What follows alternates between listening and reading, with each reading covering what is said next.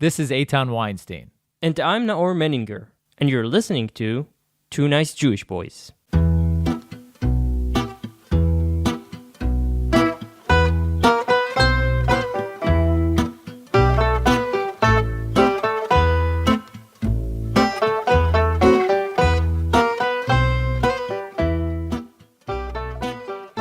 Freedom has been at the core of humanity's struggles for centuries. From revolutions and wars to social movements and uprisings, the pursuit of freedom and democracy has been a constant battle.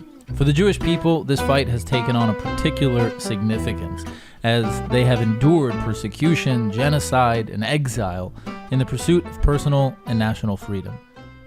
In his upcoming book, And None Shall Make Them Afraid, author Rick Richman explores the stories of 8 remarkable Jewish figures who embody the revolutionary movements of Americanism and Zionism. These two ideologies, with freedom and democracy at their core, were instrumental in the fight against the murderous ideologies of communism, fascism, and antisemitism in the 20th century. Richman's book showcases the lives and achievements of individuals like Theodor Herzl, Golda Meir, and Benjamin Netanyahu, whose legacies have shaped the course of history. We are honored to have Rick join us on Two Nice Jewish Boys to discuss the enduring commonalities between Americanism and Zionism and the importance of upholding freedom in the U.S.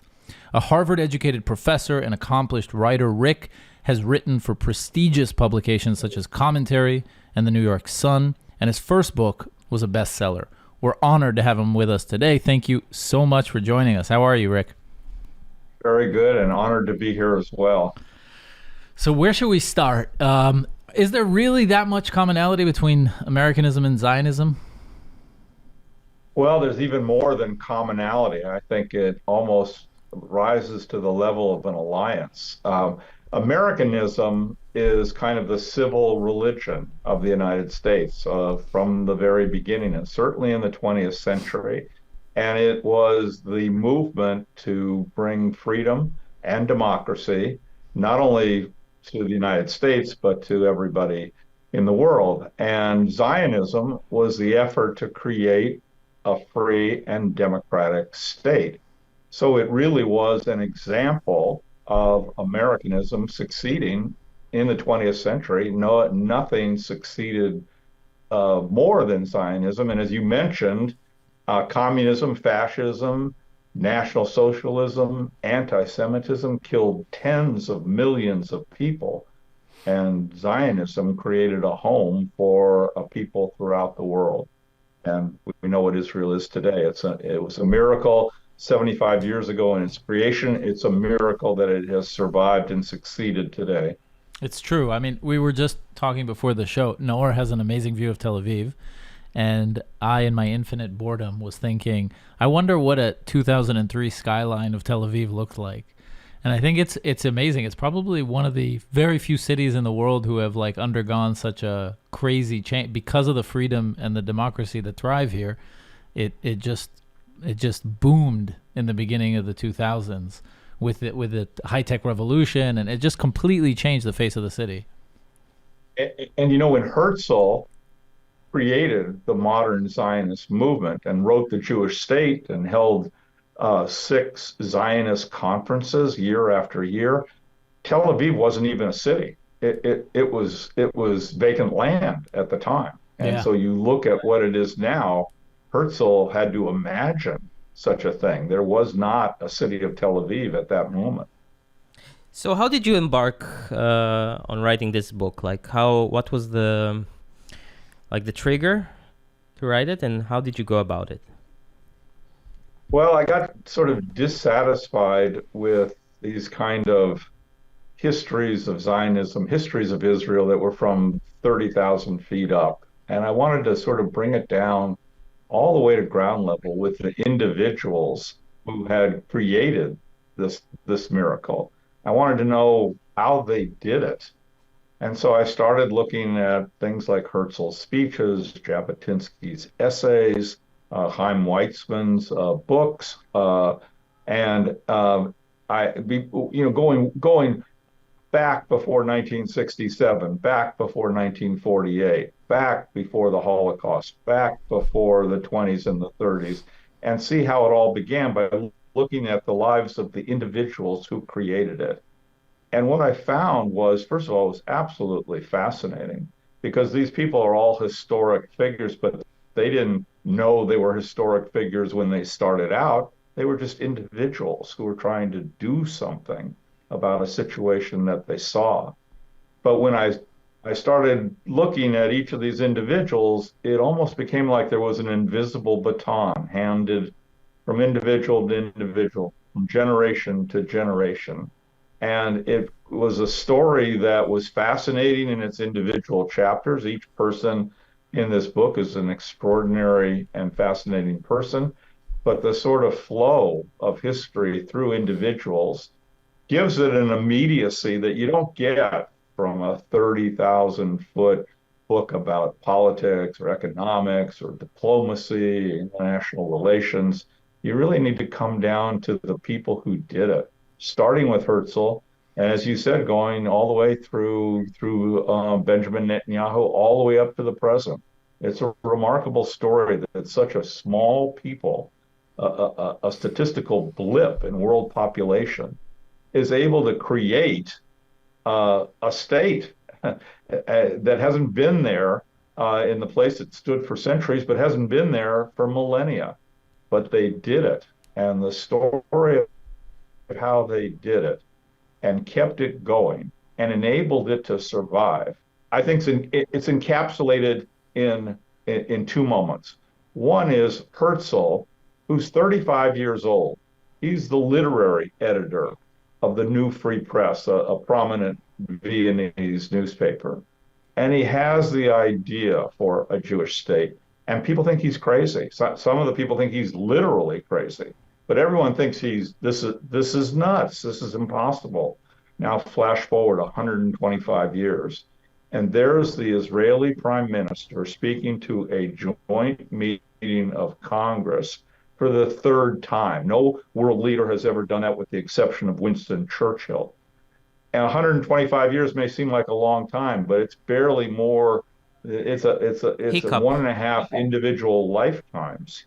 But from that moment back in 1895 to that moment when Benjamin Netanyahu stood before a joint meeting of the United States Congress, the superpower of the world, for the third time, I'm not sure there is anything in history that quite approximates that level of achievement in that short of historical time.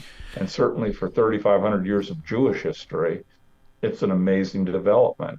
And I think we don't fully appreciate it. You know, we live with the benefit of it. We have never known a world where we didn't have the benefit of it. But it was the effort, not in my opinion, of these flows of history, but of individuals who decided to do something.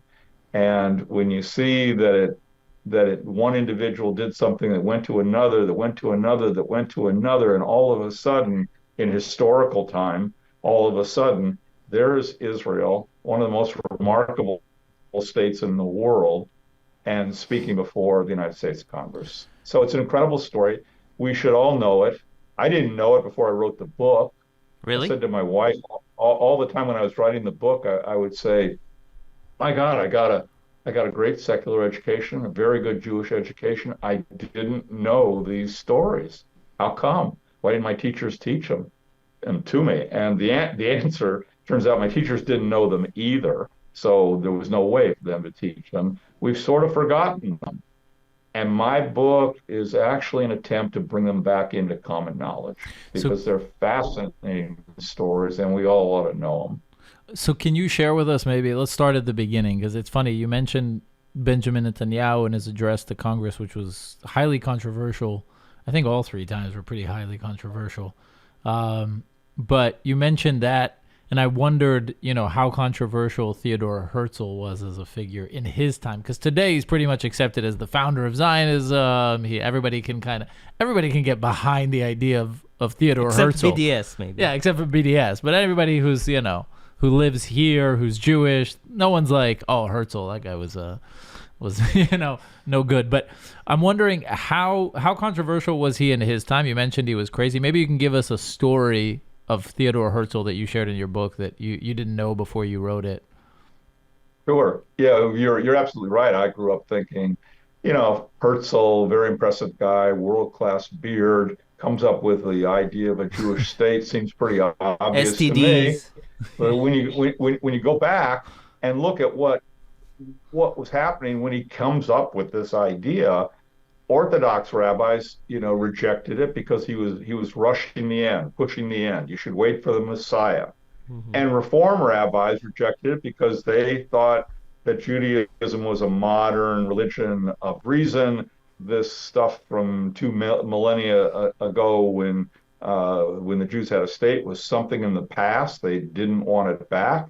And then you had secular Jews who were happy with their situation in the states they resided, and they certainly didn't want claims of dual loyalty. They were afraid of Zionism. You had socialist Jews, and there were a lot of them, who thought nationalism is something that is really counter-revolutionary. We don't want that. We want an international approach. And then you had Jewish public figures who all, virtually all, there were some exceptions, but virtually all thought this whole idea is absurd. So across the board, across the religious board, across the political board, across the cultural board of Jewish movements, left to right, you had people who thought this is not going to go anywhere. And then Herzl, you would think, well, okay, maybe he had some financial support, maybe he had some organizational support. Maybe he had a movement. No, he didn't have that at all. He had his personal resources, which he depleted all the way down to poverty in order to devote himself to Zionism. But he had no financial backing. He had no Jewish organizations that were willing to support him. He simply had this idea, 35 years old, devotes himself to it for the next 9 years, and doesn't tell anybody that, A, he's got a heart condition and he's endangering his actual physical health by doing this.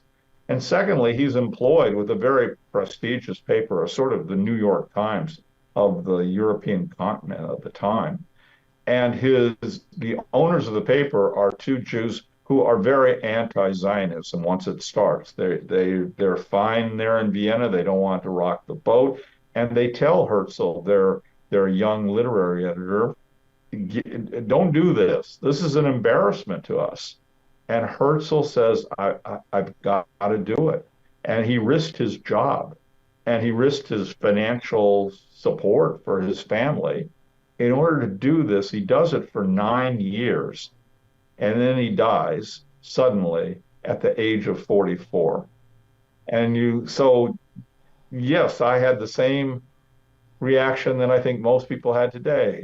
Great guy. Apparently he was tall and charismatic, tall at the time being 5'9". And he, perhaps gave some great speeches, but of course, Jewish state, got to have a Jewish state, wasn't such a great idea. In fact, it was a superhuman effort that, we don't fully appreciate what it took to start and to stay with this movement and create the first Zionist Congress in Basel, Switzerland.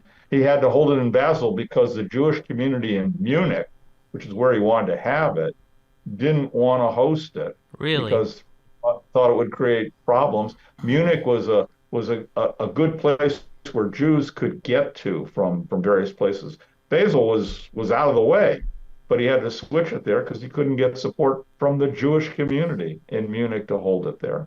So the sort of effort that Herzl put into this is just beyond extraordinary. And without him starting it, we wouldn't have what we had today. I want to get to some of the other figures, but I do want to touch on Herzl like one more before we move on. What is the pinnacle you mentioned, the World Zionist Congress, the pinnacle of his lifetime, right? I guess, in terms of in terms of the Zionist movement. Like that's the most he saw, the biggest success he probably saw in his lifetime. Can you tell us a little bit how that came about, what it represented? Were there people were there people still against it at the World Zionist Congress? Like what went down there? He had, it was truly a World Zionist Congress because he sent out invitations. He got more than 200 delegates to come from 20 different countries or regions, a lot from Russia, which had a huge Jewish population. And they showed some courage to simply attend because the Tsar found out there was a nationalist movement that was being supported by Jews in Russia. Nothing good would happen to those individuals. And 5 people came from the United States, including Rosa Schonenschein, who was a woman, a Rebbetzin, who had started the first Jewish woman's newspaper in the 1890s in America. And she went to the Congress. Now, to get to the Congress, she was in St. Louis. She had to go to Chicago. She had to get from Chicago to New York. She had to get across the ocean. We're talking, there's no airplanes. Across the ocean, she has to get all the way across Europe to go to Basel for a 3-day conference. And she keeps a diary, and the diary is available. You can see it on the internet in its actual form. She printed it. And she was excited about it. And she says, this is a movement I think maybe is going to go somewhere, which obviously was an understatement. And everybody got excited by it. After Herzl gave his speech, according to the official transcript of the first Zionist conference, 15 minutes of applause, cheers, cane, taking your cane and hitting the floor, which apparently was the way you Can we bring that back? Sorry, days. side note. Can we bring the canes and hitting with them on the floor back, please? Yeah. First, we got to get you a cane. Yes. And Herzl, was a playwright and a journalist. And what he understood was you had to put on a production, and you had to get the newspapers, the media of the time, to cover it. And he did that, and he insisted that everybody wear formal wear at the first Zionist conference because he thought he was creating the assembly for a future Jewish state, and he wanted people proud and looking good. And in fact, the New York Times covered it with 3 news articles during that first Zionist conference. And the big thing at the time in terms of media was photography. You could take photographs and show what was happening. And you had telegraph and wire, so you could produce news stories that were current and exciting. And that's what Herzl did single-handedly. He had the support of Max Nordau, who's the most prominent public intellectual at the time, and gave a great speech. But it was Herzl's efforts and vision to think about how to put on this production in a way that the world would cover it so that other people would learn about it. That was the extraordinary thing that he did. And as I said, he was an individual Jew from Vienna, born in Budapest. Nobody in the Western world, by which I mean the United States and England, really had heard of the guy. But that's what he put on. And because in 1900, when was it exactly, the first? First one was 1897. 1897, so no world wars yet. And the First World War is like 20 years away. And Right. Turkey has been ruling, the Ottoman Empire has been ruling for centuries. So what was the practical, and this is the last question about Herzl, but what was if you can quickly tell us, what was the practical plan? Like how was he about to do that with Turkey controlling that land? So this was a world in which the empires ruled the world. You had the British Empire, the German Empire, Austro-Hungarian Empire, Russian Empire, and the Ottoman Empire, which had ruled Palestine for 400 years. And what Herzl did with each of these empires is he went to them and he said, look, your own interests are in producing a Jewish state that would be favorable to your interests. And he went to the Sultan of the Ottoman Empire, and the Ottoman Empire was called the sick man of Europe because of its financial situation. And he said, look, Jews throughout the world can help you refinance your staggering debt. So why don't you help create a Jewish homeland there, and Jews will help you out of your dire financial situation.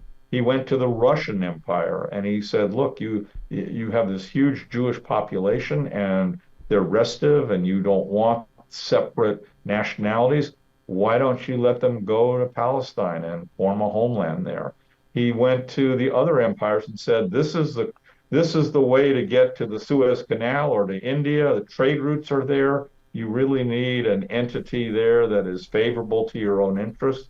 So one by one, he went to each of these empires and tried to explain to them both that they had their interests and other empires had their own, and they should act first before the other empires did. So he tried, amazingly, to just go from king to princes to sultans to czars, everybody.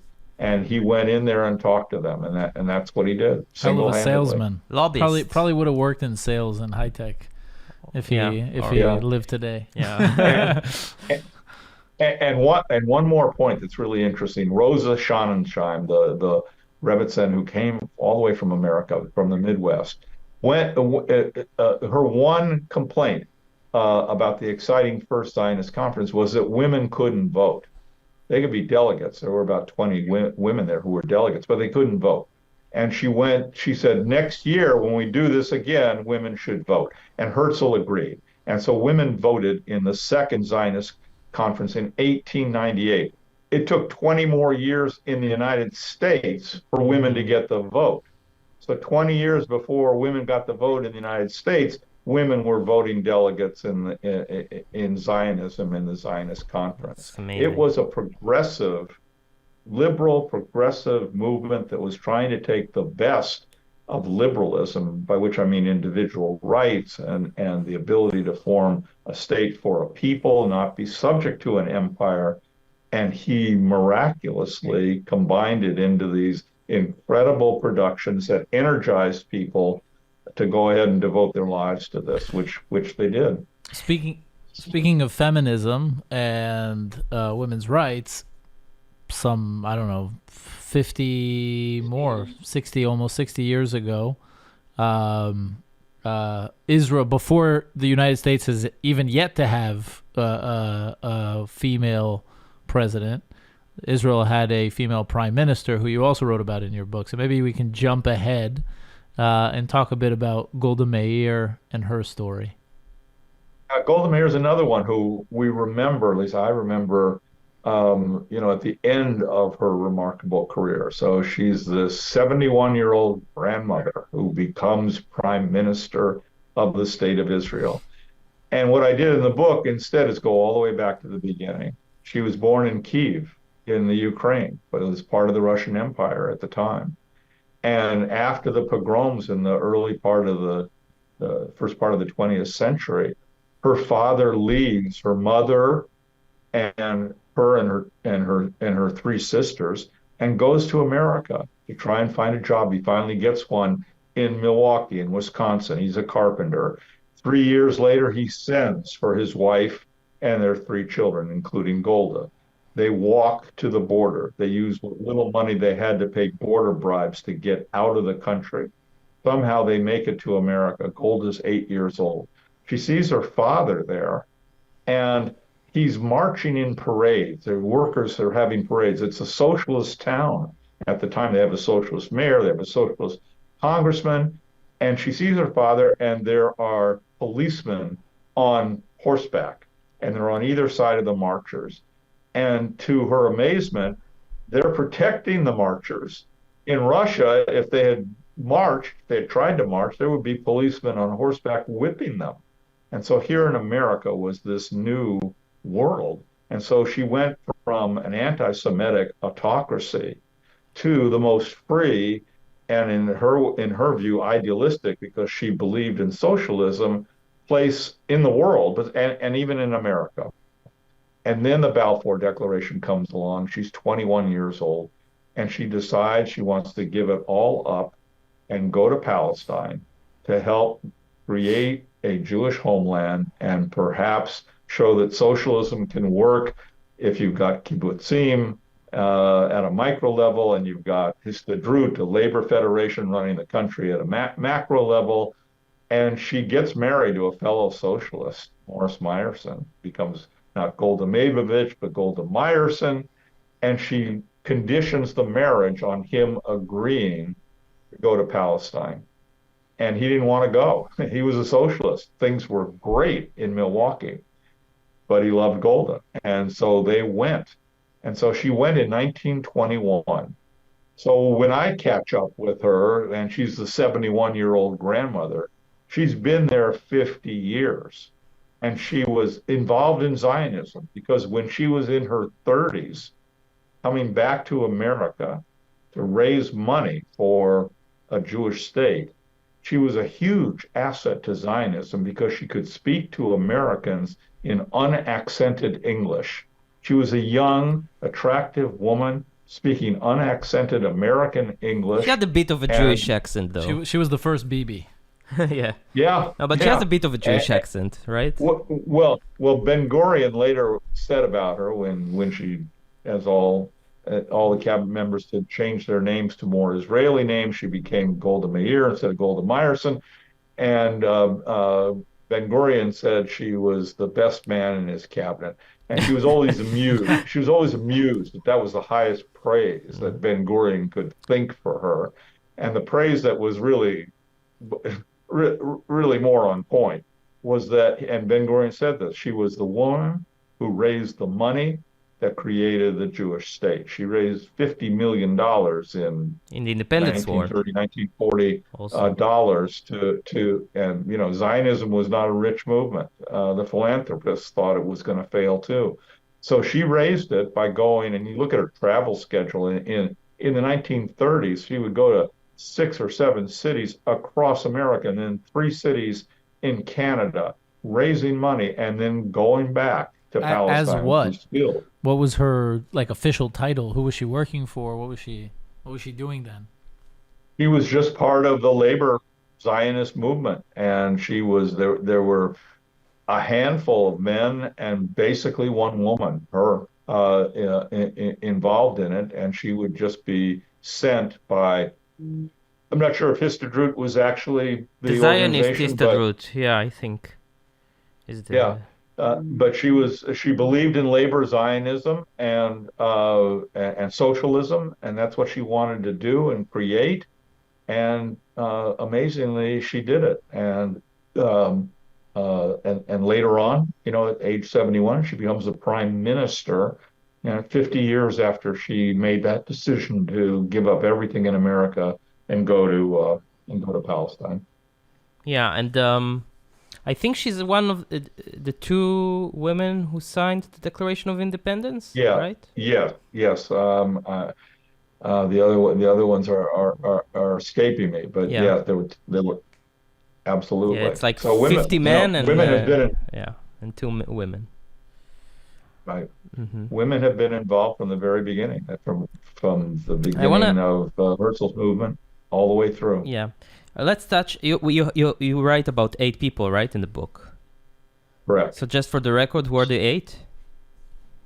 Well, we go from Herzl to Louis Brandeis. Brandeis, everybody in America remembers as one of the greatest Supreme Court justices. He served for 23 years. He wrote landmark opinions. But before he became a justice of the Supreme Court, he was the person who really, he didn't create, but he was the one who made the American Zionist movement a factor to be considered. Because Jacob de Haas, who was Herzl's lieutenant in England, moved to America, met Brandeis, told him about Herzl, and Brandeis he had gotten the highest grades at Harvard Law School that anyone had ever gotten. He was a famous lawyer. He was a wealthy lawyer, but he had contributed nothing virtually to Jewish organizations. He had no contact with any kind of Judaism or Jewish organizations. He hadn't been bar mitzvah, but Jacob de Haas got him interested in this guy Herzl, and Brandeis spent a summer reading everything he could about Zionism, and he contributes his name, his time, and very large wealth to the Zionist movement in America. And so it's this baton that somehow gets across the Atlantic Ocean, carried by Jacob de Haas, who's 25 years old when he meets Herzl, and he's 45 when he meets Brandeis, or the early 40s. But he sort of hands it to Brandeis, and Brandeis carries it, and the Zionism, which was a minuscule, maybe had 15,000 and several million American Jews at the time. He quintuples in a few years the membership in the American Zionist movement, because if Brandeis gave his name to it, it was a movement in America to be considered. So we go from there back to Chaim Weizmann and the Balfour Declaration and the communications between Weizmann and Brandeis at the time. Brandeis was a close confidant of President Wilson, and Weizmann knew Balfour and Lloyd George personally. And then an incredible story. A year after the Balfour Declaration, World War I is still being fought. Its outcome is not yet clear. There's a Arab revolt going on against the Ottoman Empire, and Jabotinsky has formed a Jewish Legion to support the Brits in Palestine against the Ottoman Empire and their ally Germany. And so you've got Jews fighting and Arabs fighting against the Ottomans, and Weizmann takes a 5-day trip. He's in Jerusalem at the time. You could just go across the Jordan and onto the plains of Jordan, which is where Faisal bin Hussein, who was the commander-in-chief of the Arab revolt, has got his camp, his military camp in a tent. You just go right across, but you can't, because there are Ottoman Turkish troops who occupy the Jordan Valley. So Weizmann has got to go from Jerusalem to Tel Aviv, take a train from Tel Aviv to Cairo, get on a dilapidated boat to go around the Sinai Peninsula, get into a car, which breaks down as he goes up towards the Jordanian plains. He then goes on camel. Finally, he has to go by foot. It takes him 5 days, and he spends close to an hour, 3/4 of an hour, in the tent of Faisal bin Hussein. And they come to an understanding that Zionism will support Arab nationality, and Faisal and his father, who is the ruler of Medina and Mecca, the two holiest places in Islam, will support immigration of Jews into Palestine and the Balfour Declaration, which has just been signed a year before. And it became a lifelong friendship. And 2 years later, they both go to the Paris Peace Conference, and they make complimentary presentations.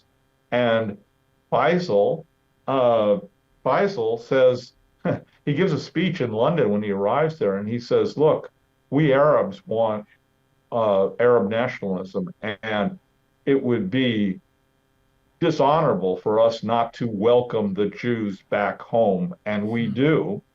And Mr. Weizmann and I are doing complementary movements of freedom for our peoples, and nothing is contradictory about what Weizmann is doing and what I'm doing. And at the time, Jerusalem, since the 1880s, has had a majority Jewish population. The country itself is 90% Arab, but Jerusalem is majority Jewish. And even with 90% Arab, you're talking about way less than 1 million, maybe closer to 500,000, in an area which, as we know today, has 12 million or more people in it. So it's really a frontier at the time, and there was room for both national movements. And Weizmann and Faisal sign an agreement. And it's really the first two-state solution 125 years ago. And it's very unfortunate, particularly for the Palestinian Arabs, very unfortunate that they could have had a state back then. They could have had a state in 1937 with the Peel Commission, 1947 with the UN resolution, which was a resolution not only recommending a Jewish state, but recommending with the partition an Arab state as well. So Israel is celebrating its 75th anniversary today. The Palestinian Arabs could have been celebrating the 75th anniversary of their own state. As they say in Hebrew, they never miss a chance to miss a chance. But this Hussein was the first king of Jordan? No, He's the Mecca and Medina, right? No, but then he became the right? It's Hussein. It became part of Saudi Arabia today. So it's not the same family that ruled Jordan. Well, Faisal, with whom White's met, eventually became the ruler of Iraq. Of Iraq, his brother Abdullah became the ruler of Jordan. Because it all ties up because the son of Abdullah, I think, because you have today the king, you have his father, and then his grandfather was the first king, the second king that it goes also all the way second back king who made the peace agreement in 73, if I'm not mistaken, if I remember correctly, he came to warn Golda. Do you know the story? Yes. He secretly came with helicopter, and we didn't have peace with Jordan. Well, eventually we did. No, but in 73, he came to warn. Yeah, in 73, you're absolutely correct. That there were secret meetings trying to keep Jordan, out of a war, both in 67 as well. They went to Jordan and said, stay out of Jerusalem because Jerusalem is not in the war. We're dealing with Egypt and others, but not you. And Jordan came in, and we know what happened in 1967. But Israel, particularly Golda, tried to keep them out. We could go on and on for hours. But I think we have to touch on one last character in the book, which is pretty relevant today. Yes. And which is why your book will be canceled, I'm afraid. Yeah. By certain people. Not by us, though. But we have to touch on one last character, which is Benjamin Netanyahu. So tell us a bit how he ties into the story and why you picked him. Well, I pick him because I start really with an individual, which is Ron Dermer, who in various publications in Israel has been called Bibi's brain. They formed an unusual alliance, but Dermer was an American Jew, grew up in Miami Beach, and went to the University of Pennsylvania, Ivy League school, Wharton School of Business, was on his way to London to study at Oxford or Cambridge, and through a series of contacts, he meets Sharansky, who wants to start a party in Israel for Russian immigrants. So he helps him, and by that process, he comes in contact with Bibi Netanyahu. And Netanyahu wants Dermer to be the finance minister in Washington, which requires Dermer to give up his American citizenship, which he does. You sign a one-page form if you're going to do it. It's a finance minister, not in Washington. Say it again, please. You said Bibi wanted Dermer to be the finance minister in Washington, not in Washington. In Washington, and then eventually the ambassador. But to be a finance minister for Israel in the United States, you have to give up your American citizenship, because under U.S. law, you can't be a U.S. citizen and be a foreign diplomat and have constitutional and other legal protections of an American citizen, so you got to give it up. So Dermer not only gives it up, signs this one page, but attaches a 675 word essay called Proud to Have Been an American. And it's a beautiful essay about bringing American values to Israel, which is struggling to to achieve the freedom and security that Americans take for granted. And Dermer forms this relationship with Bibi. And in 2015, when the Iran deal was on the table, and the question was whether Netanyahu should go to Congress and oppose an American president on his chief foreign policy objective, and the ruling Democratic Party, which supported the president, virtually everybody told Netanyahu not to do it. The former Israeli ambassador, Michael Oren, opposed it. Various American prominent friends of Bibi told him not to do it. His own staff, most of them said, don't do it. Dermer said, do it. And he said, the reason you should do it is when you have we were people without a voice. This is an existential threat. When we are given the opportunity to speak, you have to speak. And Dermer later said he had a meeting with a Czech ambassador, and the Czech ambassador said, "And what's going on with this speech? I mean, Bibi is antagonizing everybody." And Dermer said to him, I've got two questions for you. In 1938, if your prime minister, your president, had been given the opportunity to go to Parliament and speak against the Munich Agreement, even though Chamberlain would be angry, would you have done it? And second question, if you didn't, would your people have ever forgiven you? So Bibi went and gave the speech, and it's a remarkable speech, remarkable that he did it.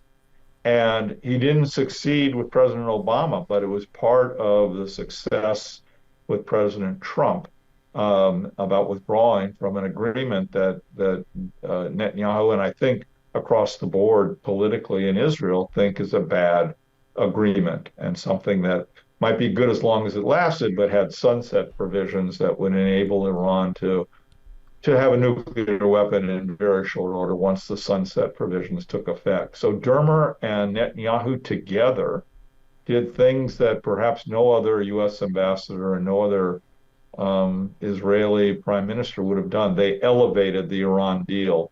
And it didn't stop it during Obama's administration, but Bibi in his recent autobiography says that Chuck Schumer, who is the Democratic majority leader, came to him and said, well, you changed 4 votes among the Democrats. And so there were only 42 senators out of 100 who voted for the Iran deal. It didn't even get majority support, much less the 2/3 vote you're supposed to get for a treaty under the U.S. Constitution. So it was part of the process of bringing the Iran deal to the attention of the American people and showing that it was, in Israel's point of view, an existential threat that had to be addressed, not ratified, not approved. And so it was a fairly important moment, and obviously the story is still playing out. Amazing. So let's plug the book once again. Please say everything you can about it. Well, the book, the title of the book is "And None Shall Make Them Afraid," which is a very evocative and resonant phrase from the Bible, the Hebrew Bible. It appears 5 different times. It's not just in Micah. It's in Ezekiel. It's in Jeremiah. It's in Isaiah. And what it really means is, it means several things in connection with my book. First of all, these were 8 people who were not afraid. But also, it's a biblical promise to the Jewish people that none shall make them afraid. So it's a promise to the Jews of a state. It's a promise to the individuals who devoted their lives to it. So what I hope people will take away from it is that individuals matter, and every individual can make a contribution. None of these people thought they were historic individuals when they started out, but they became them. And we can't all be historic individuals, obviously, but we can contribute. We can do something. And it's a big mistake to think that because you can't do everything, or maybe because you can't do anything, you do nothing. If people do nothing, bad things will happen. So this is an attempt to tell people about 8 people. You can read any chapter, in any order, and it's fascinating, and you'll learn things you didn't know. But if you read it chapter by chapter, you'll be amazed, I think, of this process of history that started from scratch and resulted in a state that is, even with all the problems that it has, is addressing them in a democracy with everybody having the right to vote and speak without fear, and has provided a homeland for everybody from Europe after the Holocaust to the people from the Arab countries when they were expelled to anybody who was in danger. It's a modern miracle, and telling the story through 8 of the individuals, they're not the only 8, but at least 8 who created it, I think will give people an appreciation of the heritage they've been given and the need to keep it going. Amazing. Incredible. Thank you so much. Thank you so Rick. much. And this book sounds amazing. And thanks. People can find it on Amazon. Is there like a hardcover, Kindle version? There's an ebook Yes, version. Hardcover. There's an audio book. There's a Kindle ebook. However you read or listen to books, it's there for you. You can get it at Amazon, Barnes and Noble. Amazing. I think you'll enjoy it. Amazing. And if you enjoy that, you have 2 other books, right? The first one, as we mentioned, was a bestseller. Yeah, the first one was called Racing Against History, the 1940 Campaign for a Jewish Army to fight Hitler. And it's the story of 1940 about how Weizmann, Jabotinsky, Ben-Gurion, all 3 of them came to the United States in 1940 when the United States was deep in isolation, its first full year of World War II, to try and get public opinion to support the creation of a Jewish army to join the fight. And the remarkable thing about the story is that the 3 of them were there for months at a time. There wasn't a month in 1940 when there was one of the 3 great leaders of the left, right, and center of Zionism in America. The remarkable thing is they weren't talking to each other. And by not talking to each other, I mean, they weren't on speaking terms. And we're a small people, and we have got 3 great leaders, and they're not even on speaking terms. It's an old Jewish story. It's a new Jewish story, continual Jewish story. But what it gives you is a sense of there's a saying that some historian came up with, that back in those years, the Jews were powerless, but they were not passive. And it will give people who read Racing Against History a sense of the incredible commitment left, right, and center of Zionism made to try and do something and not simply stand by. So it's part of our heritage, and both books are really an attempt to bring in story form through individuals the incredible heritage that we've inherited. Thank you so much, Rick, and good luck with the book. Thank you. Thank you so much. Guys, see you on the next episode. Bye-bye.